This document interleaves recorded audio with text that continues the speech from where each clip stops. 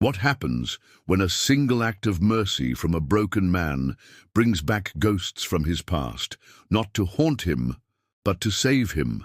Let me know in the comments which part of the world you're watching from. The blood on my hands wasn't mine this time. I knelt beside the crumpled form, sprawled across the dry Texas earth, my fingers pressing against the stranger's neck, searching for a pulse I wasn't sure I wanted to find. The man's dark skin glistened with sweat, and something darker, blood that had soaked through his torn shirt and pooled beneath him like spilled molasses. "Damn fool," I muttered, though whether I was cursing him or myself I couldn't say. The sun beat down mercilessly on my ranch, what was left of it anyway. 3 years since Appomattox, 2 years since Mary died of the fever, and every day since then had been about survival. Nothing more, nothing less. I'd learned to keep my head down, tend my scraggly cattle, and avoid the complications that came with caring about anything or anyone. But here was this man, maybe 35 years old, with hands that told stories of hard labor, and a face that, even unconscious, carried a dignity that reminded me of better times. Times when my ranch house echoed with laughter instead of silence, when my fields were green with promise instead of brown with neglect. The stranger's lips moved, forming words I couldn't catch.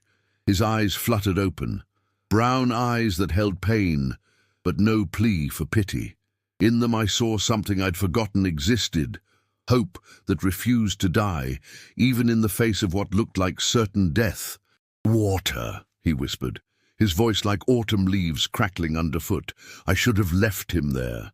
That's what the new Jed Crawford would do, the bitter man who'd replace the fool who used to believe in doing right by folks. The war had beaten that foolishness out of me, along with everything else that mattered. Instead, I found myself sliding my arms beneath his shoulders and knees, hefting his considerable weight with a grunt that echoed across the empty pasture. He was built like a man who'd spent his life moving mountains, with nothing but his bare hands and stubborn will. "Easy now," I heard myself saying, words that came from some dusty corner of my soul I'd thought was dead and buried. "You're safe." Safe? What a joke. Nothing was safe anymore, least of all on the Crawford ranch. But I carried him anyway, step by painful step, toward the house that had become more mausoleum than home. The porch steps creaked under our combined weight, the same steps where Mary used to sit and shell peas while humming hymns that made even the cicadas fall silent to listen. I kicked open the door and laid the stranger on the kitchen table, sweeping aside the empty whiskey bottles that had become my only dinner companions. "Doc Morrison," I muttered, realizing I'd need help if this man was going to live. But the doc was in town, 12 miles away, and this stranger didn't look like he had 12 minutes, much less the hours it would take to fetch help. I'd seen enough wounds during the war to know the basics. Bullet hole in his left shoulder, another graze along his ribs. Whoever had shot him hadn't been trying to kill, they'd been trying to send a message, the kind of message that came with a warning. Stay down, stay quiet, stay invisible.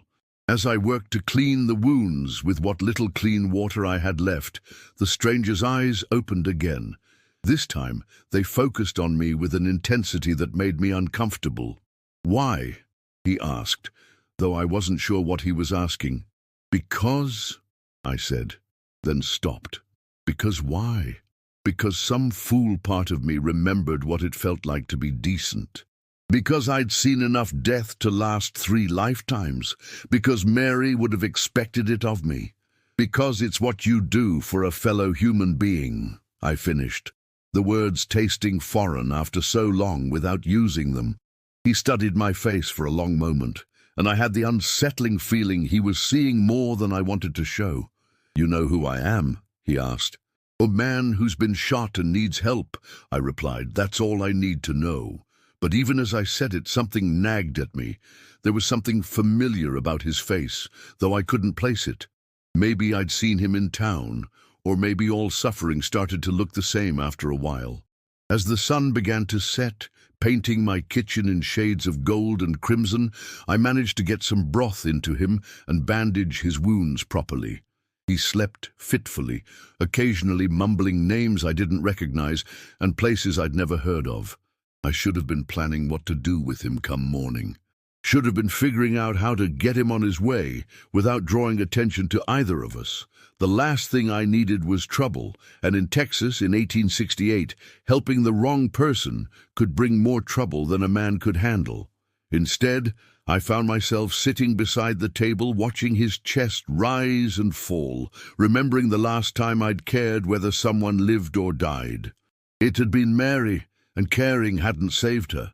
Caring had only made losing her hurt worse. But as I listened to the stranger's steady breathing mix with the familiar sounds of the Texas night, coyotes calling across the plains, wind through the mesquite trees, the distant lowing of cattle, I felt something shift inside me, something I'd thought was broken beyond repair. Just before dawn, as the first pale light crept through my kitchen window, the stranger's eyes opened once more. This time they were clear and alert. "Ezekiel Washington," he said, extending a hand that trembled only slightly. "And I know exactly who you are, Jed Crawford."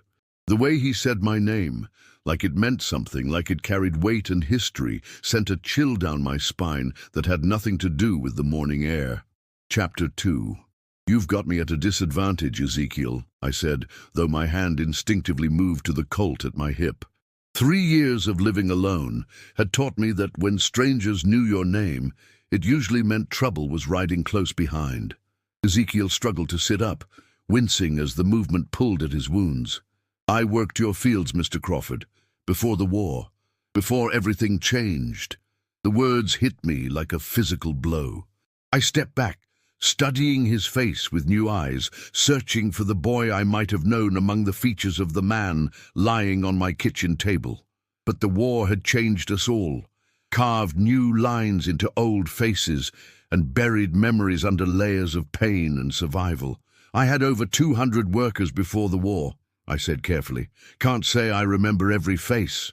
"You remember mine," Ezekiel said with quiet certainty, "because you were the one who taught me to read." The memory came flooding back like water through a broken dam. A skinny boy, maybe 12 years old, hanging around the ranch house after his work was done, hungry for something more than the meager meals provided. Mary had suggested I teach him his letters, said it wasn't right for anyone to go through life unable to read the good book. "Zeke," I whispered, the nickname falling from my lips like a prayer. Little Zeke, who used to ask 1,000 questions and never took "because" for an answer. He smiled, and suddenly I could see the boy he'd been in the weathered features of the man he'd become. "You gave me Shakespeare to read when I got good enough. Said if I was going to fill my head with words, might as well fill it with the best ones." I sank into the chair beside the table, feeling older than my 42 years. "What happened to you, son? After everything fell apart?" "Same thing that happened to everyone like me," Ezekiel said. "Freedom that came with a price nobody told us about. Worked where I could, moved when I had to. Been trying to make my way north to Kansas, where they say a man can homestead regardless of his color." "And the bullets?" His jaw tightened. "Colonel Whitmore's boys caught up with me yesterday. Seems the colonel doesn't appreciate former slaves passing through what he considers his territory. Marcus Whitmore. Should have known that snake would be involved. The man had made it his personal mission to make life difficult for anyone who didn't share his particular view of how the world should work. During the war, he'd been vocal about his belief that the Confederacy's biggest mistake was not being hard enough on what he called the inferior races. "Whitmore's got no legal claim to the road," I said. "Legal and right don't always line up the same way, Mr. Crawford. You know that better than most." He was right, and we both knew it. The law was one thing. What people were willing to enforce was another entirely. In this part of Texas, Whitmore's word carried more weight than any judge's ruling. "You can't stay here," I said, though the words tasted like betrayal. "Whitmore finds out I'm harboring you. He'll make sure we both regret it." "I know. Ezekiel said quietly. Soon as I can ride, I'll be on my way. Just need a day or two to get my strength back. I nodded, telling myself that was the sensible plan. Get him healed up enough to travel, point him toward the Kansas border, and go back to the blessed simplicity of solitude. No complications, no old memories stirring up feelings I'd worked hard to bury. But as I went about my morning chores, feeding the handful of cattle that represented what was left of my once proud herd, checking the fence lines that seemed to need constant repair, I couldn't shake the feeling that something had shifted. For the first time in 2 years, I found myself planning beyond just getting through the day. When I returned to the house around noon, Ezekiel was sitting up, looking stronger despite the pallor that still shadowed his dark skin. He'd managed to get some coffee going, and the smell filled the kitchen with something that felt dangerously close to comfort. "Found some beans in your pantry," he said, offering me a cup. "Hope you don't mind. Haven't had coffee this good since." I started, then stopped. Since Mary died. Since I stopped caring about the small pleasures that made life bearable. "She taught you well," Ezekiel said softly, and I realized he was talking about Mary. Mrs. Crawford used to bring me and the other children cookies sometimes when we were working the near fields, always said a kind word, even when others... He trailed off. Even when others what? Even when others told her she was being too familiar with the help. I remembered those conversations, the neighbors who thought Mary was too soft, too kind to people they considered beneath our station. I'd defended her then, told them she was just being Christian. Now I realized she'd been being human, a quality that seemed in shorter supply these days. We sat in comfortable silence for a while, drinking coffee and listening to the wind rattle the loose shutter I'd been meaning to fix for months. Outside, storm clouds were gathering on the horizon, promising the kind of rain that could either save a struggling ranch or wash away what little remained of it. "Mr. Crawford," Ezekiel said finally, "can I ask you something?" "Jed," I corrected. "I think we're past formalities." "Jed, then. What happened to all the others? The people who worked your land before the war?" It was a question I'd been dreading, because answering it meant admitting to the choices I'd made when everything fell apart. Some headed north right after the proclamation. Some found work with neighbors who could still afford to pay wages. Others... I paused, struggling with words that felt too heavy for my tongue. Others just disappeared. "And you didn't try to find them, to help them?" The accusation in his voice was gentle, but unmistakable. I set down my coffee cup, feeling the weight of failures I'd tried not to think about for 3 long years. I was barely keeping myself alive, Zeke. The war took everything. My cattle, my savings, I gestured helplessly at the empty house around us. What help could I have been to anyone? But even as I said it, I knew it was a lie. I'd had more than most, even after losing everything. I'd had land, a roof, connections in town. I could have done something, anything to help the people who'd worked beside me for years. Instead, I'd chosen the easier path of self-pity and isolation. Ezekiel studied me for a long moment, then nodded slowly. "Fear makes us all smaller than we want to be," he said. "But it's never too late to choose different." Before I could ask what he meant by that, the sound of approaching horses made us both freeze. Through the kitchen window, I could see a dust cloud rising from the direction of the main road, too big for one rider, too purposeful for casual travelers. "Whitmore," Ezekiel breathed, his hand moving instinctively to his wounded shoulder. I moved to the window, peering through the faded curtains at the approaching riders. 5 men riding hard and fast, with Colonel Marcus Whitmore's unmistakable figure leading the charge.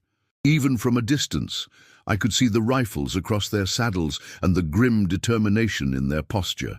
"They're not here for a social call," I muttered, mind racing through options that all seemed to end badly. "I won't let them hurt you because of me," Ezekiel said, struggling to stand. "I'll surrender myself. Tell them you had nothing to do with—" "Like hell you will." The words came out harder than I'd intended, carrying a conviction that surprised us both. "You're under my roof, which makes you my responsibility." As the riders drew closer, close enough that I could see Whitmore's cold smile and the eager faces of the men beside him, I realized I was about to make a choice that would change everything. Again. But this time, maybe I could choose to be the man Mary had believed I was, instead of the coward I'd become. The sound of hoofbeats grew louder, and I could hear Whitmore's voice calling out my name with the false friendliness of a snake oil salesman. "Jed Crawford, come on out here, neighbor. We need to have ourselves a talk." Chapter 3. I stepped onto the porch, keeping my hands visible but ready. Whitmore and his men had spread out in a loose semicircle around my house, their horses snorting and pawing at the dry earth. The colonel himself sat tall in his saddle, every inch the military man he'd once been, though his uniform now was civilian clothes cut to intimidate rather than inspire. "Marcus," I said, nodding as if this were nothing more than a neighborly visit. "What brings you to my land?" "Now, Jed, you know exactly why I'm here." Whitmore's voice carried the smooth confidence of a man accustomed to getting his way. "We tracked a dangerous fugitive to your property. Wounded man, probably armed and definitely desperate." "Don't see any fugitives here," I replied, though my heart was hammering against my ribs. "Just me and my cattle." Whitmore's smile never wavered, but his eyes went cold. "That's interesting because we followed a clear blood trail right to your door. You wouldn't be harboring a criminal, would you, Jed? That wouldn't be very neighborly." Behind him, his men shifted in their saddles, hands drifting toward their weapons. I recognized two of them, Tom Bradley and his younger brother Pete, local boys who'd come back from the war, angry and looking for someone to blame for everything they'd lost. "Maybe you should define criminal, Marcus. Last I checked, traveling through Texas wasn't against the law." "Depends on who's doing the traveling," Whitmore said, dismounting with deliberate slowness. "And where they're traveling from. See, we had ourselves a little problem at the Henderson place yesterday. Someone broke into their smokehouse, stole food and supplies. Then that same someone had the audacity to threaten Mrs. Henderson when she tried to stop him. I kept my face neutral, though I could guess the real story. The Hendersons were decent folks, but they were also scared folks, the kind who'd rather invent a threat than admit they'd given charity to someone who needed it." "That's a serious accusation," I said. "You got proof?" "I got Mrs. Henderson's word, which is good enough for me." Whitmore took a step closer to the porch. "Now I'm going to ask you one more time, Jed. You seen anyone suspicious around here? Anyone who might need medical attention?" The way he said those last words made my blood run cold. This wasn't about stolen food or trespassing. This was about power, about keeping people in their place, about making sure the new world looked as much like the old one as possible. "Like I said, Marcus, it's just me here." Whitmore studied my face for a long moment, then gestured to his men. "Tom, you and Pete check the barn. Billy, take a look around the house. I'll keep our host company." "Now hold on," I said, stepping forward. "You got no legal right to search my property without—" "Without what?" Whitmore interrupted. "Without permission from some carpetbagger judge? Without a warrant signed by some federal marshal who doesn't understand how things work around here?" He laughed, a sound like glass breaking. "Jed, you've been living alone too long, made you forget how the world actually works." As his men began moving toward the barn and house, I realized I was out of options. I could fight, but 4 armed men against 1 was poor odds, especially with Ezekiel wounded inside. I could try to bluff, but Whitmore was too smart and too suspicious to be fooled for long. That's when I heard it, the sound of approaching riders from the south. Whitmore heard it too, his head turning toward the dust cloud rising in the distance. But where his expression showed irritation at the interruption, mine showed something I hadn't felt in years. Hope. "Expecting company, Jed?" Whitmore asked, though his confidence seemed to waver slightly. I squinted at the approaching riders, counting silhouettes against the afternoon sun. 5, 10, 15, more than I could count without being obvious about it. As they drew closer, details began to emerge that made my breath catch in my throat. Leading the group was a man I recognized even at a distance, Moses Turner, who'd been my foreman before the war. Beside him rode Sam Miller, a young white man who'd worked my land as a sharecropper until everything collapsed. Behind them came faces I hadn't seen in 3 years, people I'd assumed were scattered to the four winds or dead. "Well, I'll be damned," I whispered, not caring that Whitmore could hear me. The riders approached at a steady pace, neither hurried nor hesitant. As they got closer, I could see that they were armed, not aggressively but purposefully. Working men who'd learned to carry protection in a world that wasn't always kind to their kind. Moses dismounted first, removing his hat in the respectful gesture I remembered from years of shared labor and mutual respect. "Afternoon, Mr. Crawford," he said in the deep, steady voice that had once called out orders across my fields. "Hope you don't mind us dropping by unannounced." Moses," I managed, my voice thick with emotions I couldn't name. "Sam, how did you—" I gestured helplessly at the group behind them. "Word travels," Moses said simply. "Heard you might be in need of some help." Whitmore's face had gone red, his earlier confidence replaced by barely controlled fury. "This is a private matter between neighbors," he said loudly. "You people have no business here." The temperature seemed to drop 10 degrees as Moses turned his attention to Whitmore. "People," he repeated quietly, and I saw several of the riders behind him shift in their saddles. "Now see here," Whitmore blustered, "I don't know what you think is happening here, but I know exactly what's happening here," Moses interrupted, his voice carrying the kind of quiet authority that had once managed 200 workers across thousands of acres. "Same thing that's been happening all over Texas since the war ended. Men with guns deciding who belongs where and who doesn't." Sam Miller stepped forward, and I noticed he was wearing a deputy's badge I didn't remember him having. "Colonel Whitmore," he said formally. "I'm Deputy Miller, duly appointed by Judge Harrison in Austin. You got official business here, or are you just making social calls with armed men?" Whitmore's jaw worked silently for a moment before he found his voice. "This is about a stolen goods, Deputy. A dangerous criminal who— Would that be Ezekiel Washington?" Moses asked calmly. "Because if it is, I think there might be some confusion about the facts." I stared at Moses, wondering how he could possibly know Ezekiel's name, much less anything about what had happened. But before I could ask, Sam was pulling a folded paper from his vest pocket. "Funny thing," Sam said, unfolding the document. "Judge Harrison got a very detailed report yesterday about some men shooting at an unarmed traveler on a public road. Report came from Mrs. Henderson herself, who was apparently quite disturbed by what she witnessed from her kitchen window." Whitmore went pale. "That's Mrs. Henderson was mistaken about watching 4 men chase down one unarmed man and shoot him for sport?" Moses asked. "About recognizing you and your boys from their horses and clothes? About being too scared to speak up until her conscience got the better of her?" The pieces were falling into place now, and I realized I'd been part of something larger than I'd understood. Ezekiel's arrival at my ranch hadn't been random. It had been planned, expected, prepared for by people who'd been watching and waiting. "How long have you known?" I asked Moses quietly. "That Zeke was heading this way?" "About a week.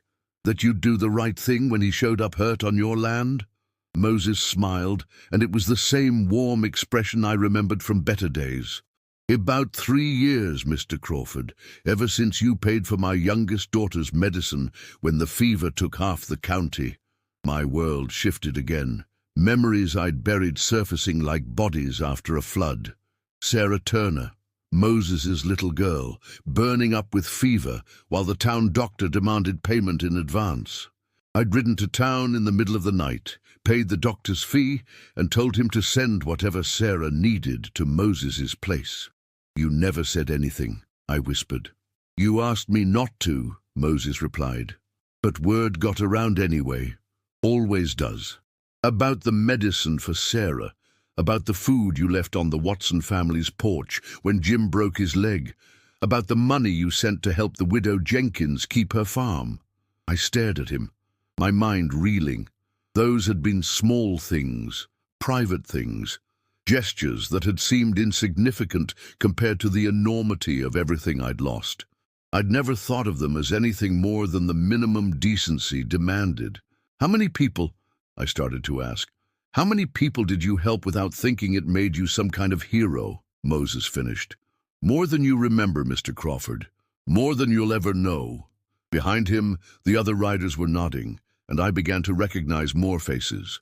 People I'd helped in small ways, people who'd worked my land, people who'd shared the burden of rebuilding after the war tore everything apart.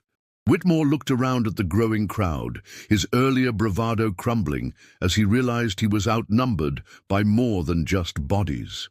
He was outnumbered by community, by shared history, by the kind of bonds that couldn't be broken with threats or violence. "This isn't over," he said, mounting his horse with as much dignity as he could muster. "You're all making a mistake you'll regret." Maybe," Moses said calmly, "but it'll be our mistake to make." As Whitmore and his men rode away, their departure marked by angry muttering and promises of future retribution, I found myself surrounded by ghosts from my past.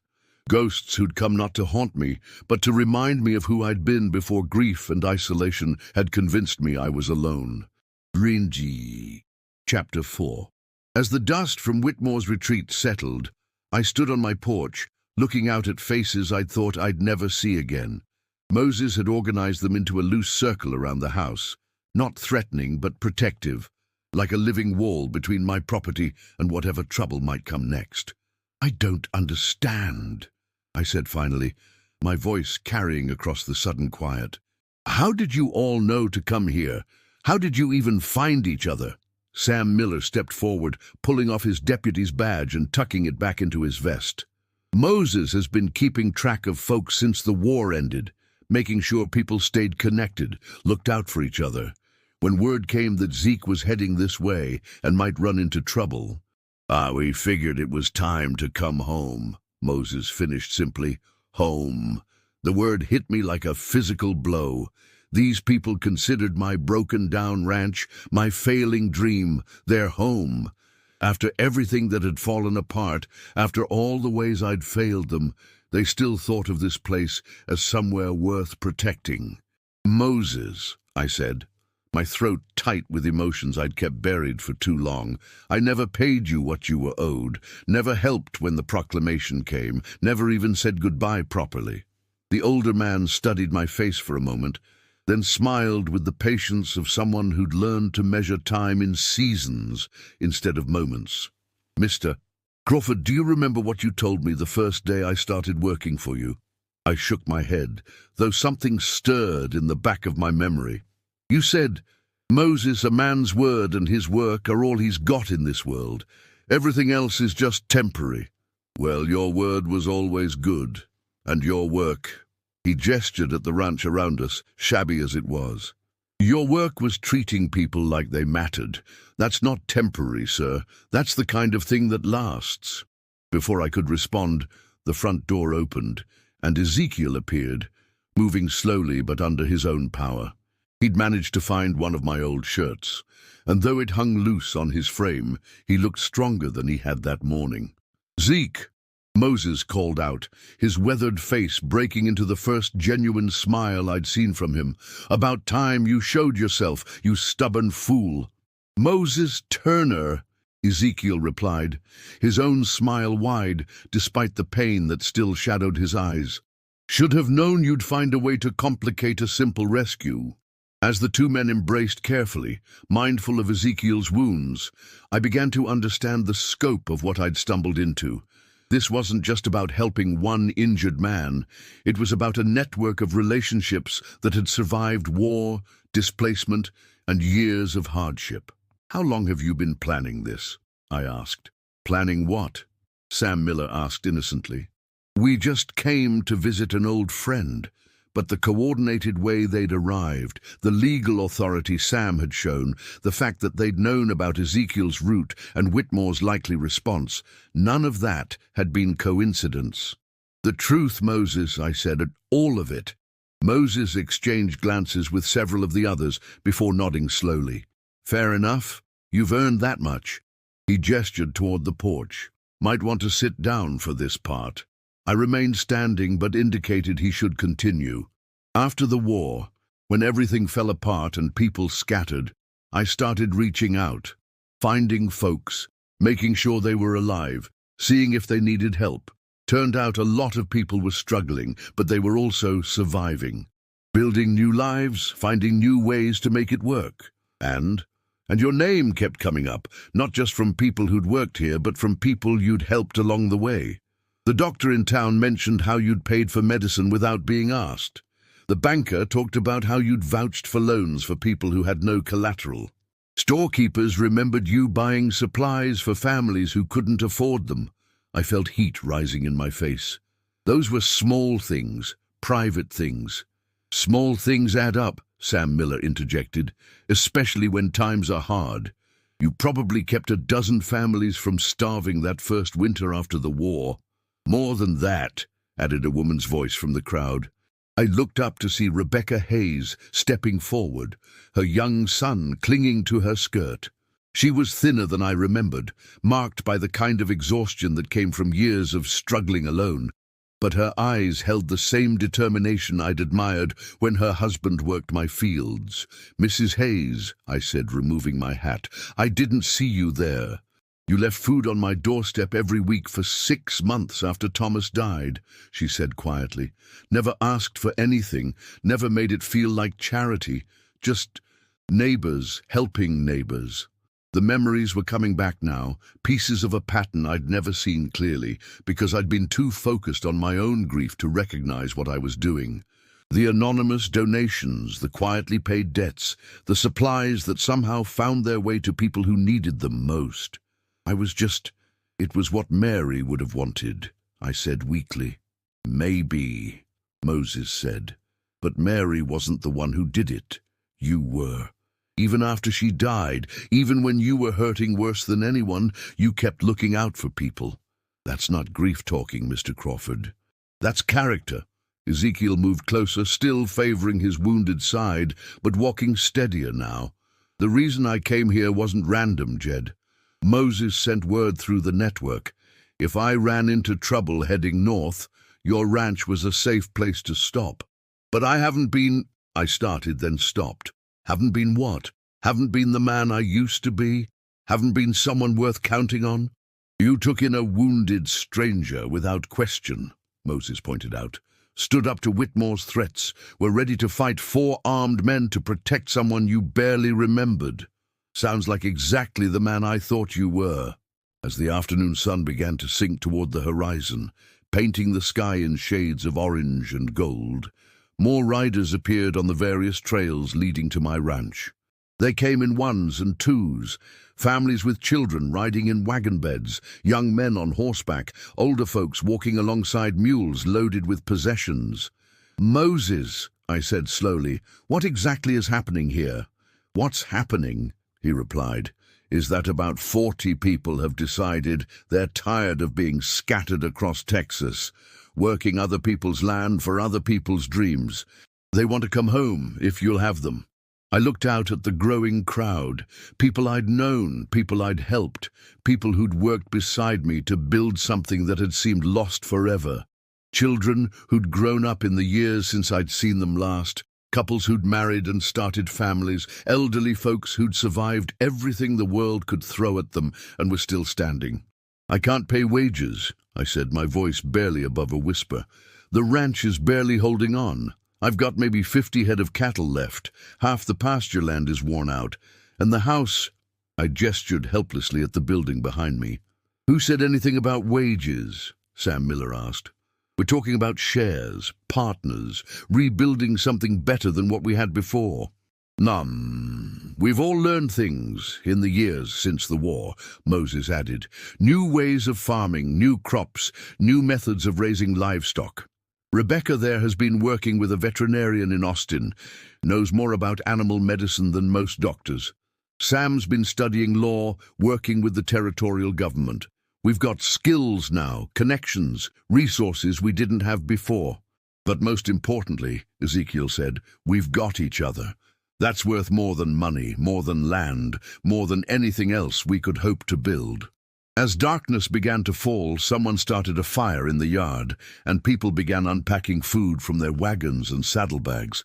Children ran between the adults, their laughter carrying across the ranch like music I'd forgotten existed. Women organized the meal with the efficient grace of people accustomed to making much from little, while men discussed plans for repairing fences and rebuilding structures. I found myself standing apart from the celebration, overwhelmed by the sudden transformation of my lonely ranch into something that felt alive again. Moses appeared beside me, offering a cup of coffee that smelled like it had been made by people who understood that coffee was meant to be shared, not endured in solitude. "Afraid?" he asked quietly. "Terrified," I admitted. "What if I can't be the man you all think I am? What if I disappoint you again?" "Again?" Moses raised an eyebrow. "Jed, when exactly do you think you disappointed us the first time?" I gestured vaguely at the ranch around us. "When everything fell apart, when I couldn't keep it together, couldn't provide for the people who depended on me." "You mean when a war tore the country apart, killed 500,000 people, and destroyed everything anyone had built? When your wife died of a fever that took dozens of people across the county? When the economy collapsed and banks failed and entire communities disappeared?" Moses shook his head. "That wasn't your failure, son. That was just life being harder than anyone expected." "But I could have done more." "You did exactly what you could do," Moses interrupted firmly. "And when you couldn't do more, you stepped back and let people find their own way, instead of making promises you couldn't keep. That took more courage than you probably realized." As the evening progressed, people began sharing stories, where they'd been, what they'd learned, how they'd survived. I listened to tales of struggle and adaptation, of communities forming and dissolving, of dreams deferred but not abandoned. Through it all, one theme emerged: the idea that home wasn't a place, but a choice people made to commit to each other. Near midnight, as the fire burned low and children began falling asleep in their parents' arms, Moses stood and called for attention. "Tomorrow," he announced, "we start rebuilding, not just the ranch, but the community, not just for profit, but for each other. We've all learned something these past few years about what matters and what doesn't. Time to put that knowledge to work." A cheer went up from the crowd, and I felt something I hadn't experienced in years: hope. Not the desperate hope of a drowning man, but the steady confidence of someone who'd found solid ground. As people began settling in for the night, some in the barn, others under stars they'd slept beneath in harder times, Ezekiel approached me one last time. "Thank you," he said simply. "For what? You're the one who brought all this together." "No," he replied. "I was just the excuse. You're the one who made it possible, by being the kind of man people wanted to come home to." Later, as I lay in my own bed for the first time in months, without the sound of empty rooms echoing around me, I thought about redemption. I'd always imagined it as something dramatic, a single moment of choice that transformed everything. Instead, it had turned out to be quieter than that, a series of small decisions to care about people, made over years by someone who didn't even realize he was making them. Outside my window, I could hear the soft sounds of people sleeping peacefully on my land, trusting in tomorrow because they'd chosen to build it together.